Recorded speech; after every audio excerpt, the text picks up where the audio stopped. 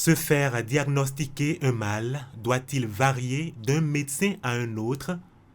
Au Bénin, cela semble bien devenir une norme. Il n'y avait pas vraiment des référentiels et des fiches techniques, mais il y a des protocoles de prise en charge qui sont propres à certains hôpitaux. Le référentiel, cette fois-ci, sera un document qui sera, je dirais, universel pour tous les Béninois. Donc il n'y aura pas dit le centre hospitalier universitaire départemental de Lomé a son référentiel pour la prise en charge des pneumonies qui est différent de celui du CNHU, différent de celui de Parakou. Ce sera le même document que tout le monde pourra utiliser.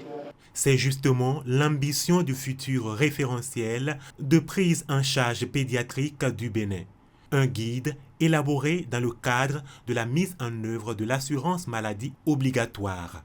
Le référentiel va permettre de mettre en place des fiches pour l'assurance où les différents actes qui sont faits, les médicaments qui sont utilisés, les dispositifs médicaux auxquels on aura recours pourront être listés et lorsque l'assurance doit prendre en charge cette pathologie, l'assurance sait donc à quoi s'en tenir.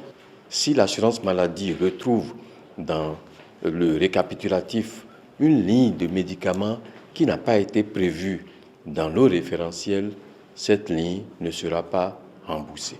Si on ne fait pas ce travail de base, il y aura beaucoup de conflits entre les patients, les familles, les tiers payants et les agents de santé.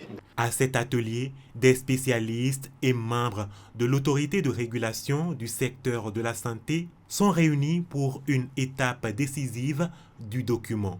C'est l'heure de la prévalidation. Nous engageons l'injection dans l'écosystème sanitaire national du Bénin des premiers référentiels de prise en charge.